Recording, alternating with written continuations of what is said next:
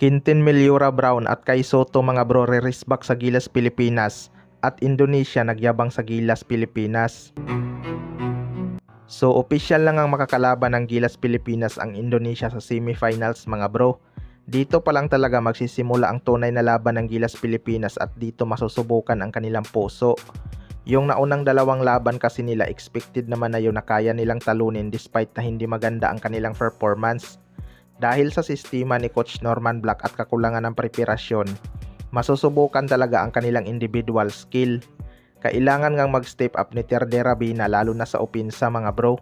Marami nga siyang nagawa na mintis sa kanilang huling laban. Hindi ko alam kung malas lang ba talaga si Terde Rabina o wala sa hulog ang kanyang laro.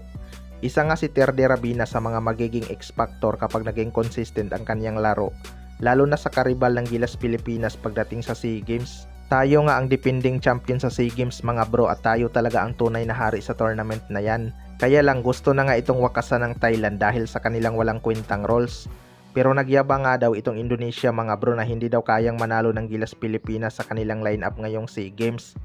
Underdog kasi talaga ang Gilas kung titingnan natin sa lineup. May mga reliable big man kasi ang Indonesia habang ang Gilas naman si Poy Eram lang ang masasabi kong legit big man. Sa kabilang banda naman mga bro, Quintin Meliora Brown at Kai Soto re-raceback sa Gilas Pilipinas. Itong ang Gilas Pilipinas ay dihado sa Indonesia at Thailand mga bro pagdating sa big man. Si Abo Tratter at Justin Chua nga ang dalawa sa mga big man na binibigyan ni Coach Norman Black ng minuto. Pero pareho nga silang undersized kung ilalaban sa Indonesia at Thailand. Pero itong si Justin Chua sanay naman to makipagpisikalan sa mga malalaking import sa ating liga. Kaya baka magamit niya ito kontra Indonesia.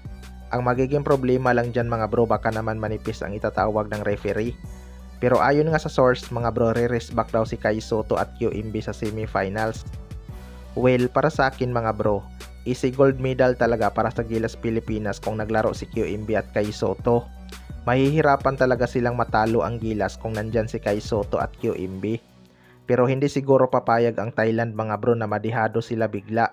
Kapag kasi pumayag sila na ipasok si QMB at Kai Soto, katapusan na talaga nila at magiging useless lang ang kanilang pandadaya.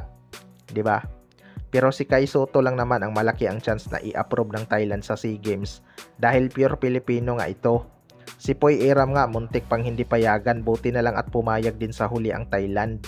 Pero ang lakas sana ng Gilas Pilipinas kung may triple tower sila na si Poy Eram, Kai Soto at QMB mga bro. Tapos samahan pa ng mga Japan B-League boys. Lalampasuhin lang talaga nila ang Thailand. Kaya abangan na lang natin kung makakalusot ang Gilas sa gold medal match. Kayo mga bro, anong masasabi nyo tungkol dito?